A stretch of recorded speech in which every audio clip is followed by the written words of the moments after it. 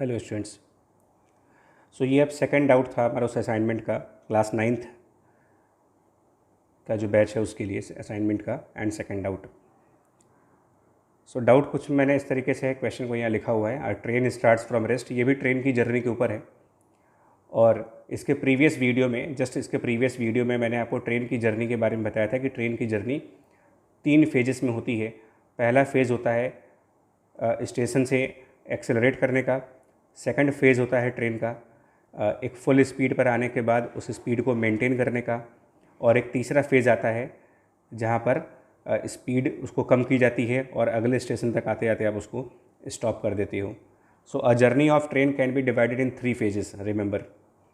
मैं एक बार फिर से यहाँ पर इस वीडियो में लिख रहा हूँ, बट हालांकि पिछले वीडियो में लिखा रहा हूँ कि अगर आप कोई ट्रेन की बात करोगे तो अ train from station 1 and till the station 2, that is the second station जहाँ पर उसको आना है, between the 2 stations the journey of train you can divide in 3 parts.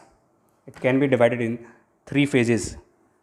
You can divide in the 3 phases, phase 1, phase 2 and phase 3।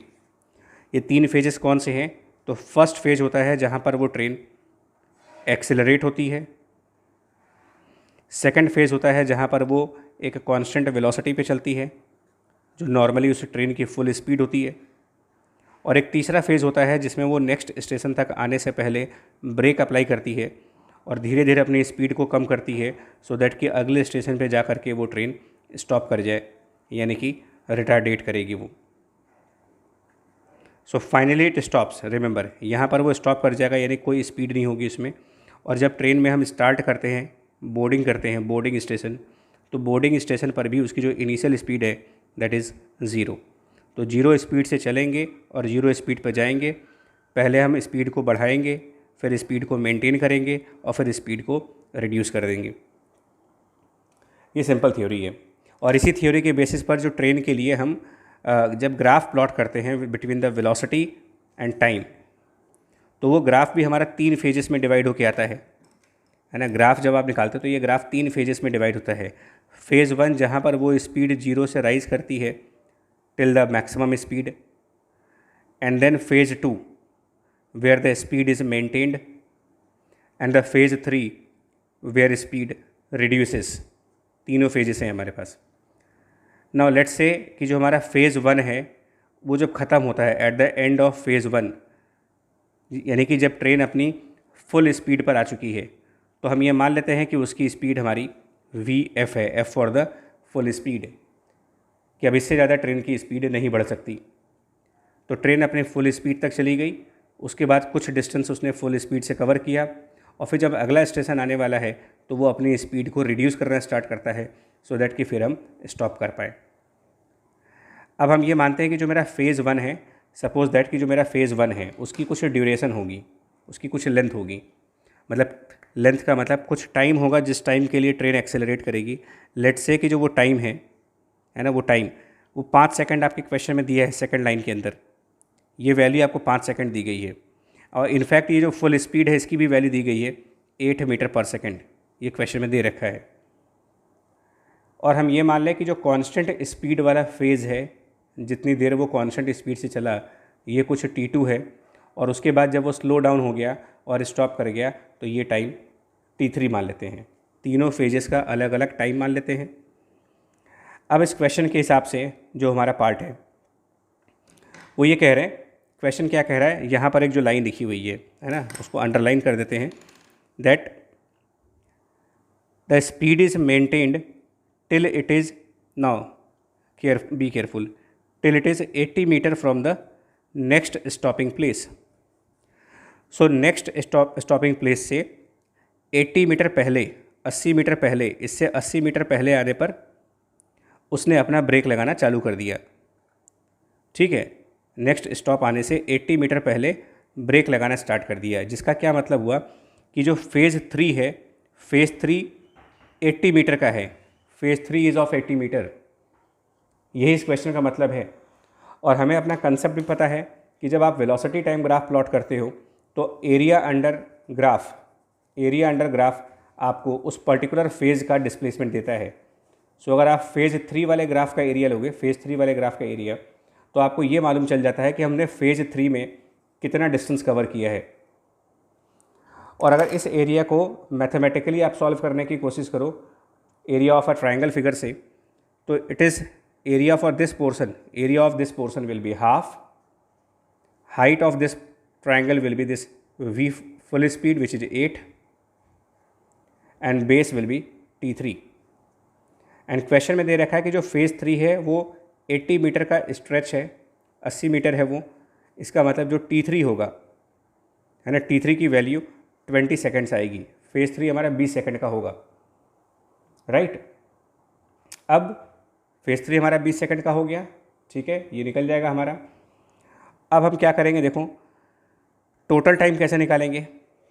तो जो हमारा phase 1 है, phase 1 हम इसकी भी बात कर लें, तो हमारा जो फेज़ 1 यानी ये वाला फेज़ है, इसका एरिया कितना बन रहा है, देखो एरिया अंडर फेज़ 1, फेज़ 1 मतलब जो एक्सेलरेट करने वाला एरिया है, अगर हम इसको सॉल्व करें तो ये वाला एरिया बनेगा, this area will be half it's base 5 and the height 8, so it is 20, यानी कि 20 मीटर में वो एक्सेलरेट करेगा और आखिरी के लास्ट के 80 मीटर में रिटार्डेट करेगा, और उसकी टोटल जर्नी 240 मीटर की है। तो टोटल जर्नी अगर 240 मीटर की है और 20 मीटर वो पहले वाले फेज़ में चलता है और 80 मीटर लास्ट वाले फेज़ में चलता है, तो फेज़ टू जो है जिसमें उसकी स्पीड कांस्टेंट है, कांस्टेंट वेलोसिटी है, उसमें वो जो डिस्टेंस कवर करेगा वो हो जाएगा total distance 240 meter and minus पहले वाले फेज़ में 20 मीटर और आखिरी वाले फेज़ में 80 मीटर। सो ये कुल मिलाकर के 140 मीटर के आसपास डिस्टेंस आएगी। अब हम इस क्वेश्चन के आंसर पे आ रहे हैं। इस क्वेश्चन का पहला आंसर है एक्सेलरेशन कितना होगा। तो अगर आप इसका फेज़ 1 देखो ना, फेज़ 1, तो in the phase 1 if you apply v equals to u plus 80, तो फेज़ 1 जब ख़त्म हो रहा है, ये वाला फेज़ जब ख़त्म हो रहा है, तो योर वेलोसिटी इज़ 8। तो फेज़ 1 में जो v है वो 8 है, और फेज़ 1 जब स्टार्ट हुआ था तो u 0 था। एक्सेलरेशन मेरे को सॉल्व करना है और फेज़ 1 5 सेकंड का है। इसका मतलब यहाँ से एक्सेलरेशन की वैल्यू मिलेगी आपको 1.6 मीटर पर सेकंड स्क्वायर। फेज़ 3 की अगर हम बात करें, जो ब्रेक लगाने वाला पीरियड है, तो वहाँ पर भी v equals to u plus 80 का जब इक्वेशन लगाओगे, है ना, तो फेज़ 3 जब स्टार्ट हो रहा है, तो in the beginning of phase 3 speed is 8। इसका मतलब जो यहाँ पर u है वो 8 है, बट फेज़ 3 क्योंकि रिटार्डेट होने का है तो यहाँ पर पॉजिटिव की जगह माइनस साइन हो जाएगा, एंड देन यहाँ पर हमारा रिटार्डेशन को हम r लिख लेते हैं, और फेज़ 3 का जो टाइम है वो सॉल्व करके 20 सेकंड आ रहा, और फेज़ 3 जब एंड हो जाएगा तो v की वैल्यू 0 हो जाएगी, यानी कि जो रिटार्डेशन आएगा वहाँ से वो हो जाएगा 8/20 विच इज़ 0.4 मीटर पर सेकंड स्क्वायर, और यही आंसर है। अब एक और क्वेश्चन का पार्ट है कि टोटल टाइम कितना होगा, है ना, टोटल टाइम। तो टोटल टाइम आप निकाल सकते हो अगर आज के लिए आप फेज़ 2 की बात करो, तो जिसका फेज़ 2 है जिसमें वो 140 मीटर कवर कर रहा है, और वो भी एक कांस्टेंट स्पीड 8 के ऊपर। तो अगर कांस्टेंट स्पीड से 140 मीटर कवर करना है तो time of phase 2 will be distance covered 140 metre divided by speed 8, 140 metre and divided by the speed 8 seconds. So ये फेज़ 2 का टाइम आएगा 140/8 विच इज़ 70/4, और यू कैन से 35/2, और यानी 17.5 सेकेंड्स। सो 17.5 सेकेंड्स का फेज़ 2 है, और फेज़ 1 5 सेकंड का है, और फेज़ 3 20 सेकंड का है। तो टोटल टाइम कितना हुआ, बिकॉज यहाँ पर आपसे पूछा गया है टोटल टाइम बताओ। तो टोटल टाइम कितना होगा इसका, अगर आप कैलकुलेट करो तो टोटल टाइम अगर आपको निकालना हो तो पहला फेज़ 5 सेकंड का, मिडिल फेज़ 2 जो है वो 17.5 सेकंड्स का, और आखिरी का जो फेज़ है लास्ट फेज़ वो 20 सेकंड्स का। तो ये सब कुछ जब आप सॉल्व करते हो तो ये 42.5 सेकंड्स टोटल जर्नी का टाइम है, ठीक है। सो इस तरीके से ये क्वेश्चन भी अब सॉल्व हो गया आपके लिए। एक बार अपने आप फिर से करना है इसको, एंड बाकी के क्वेश्चंस हम लोग अपनी नॉर्मल रेगुलर क्लासेस में ही डिस्कस कर लेंगे। ये 2 बड़े क्वेश्चन थे, इसलिए इसको वीडियो के थ्रू किया है। बाकी हम नेक्स्ट क्लास में लाइव डिस्कशन करेंगे जब क्लासेस होंगी तो।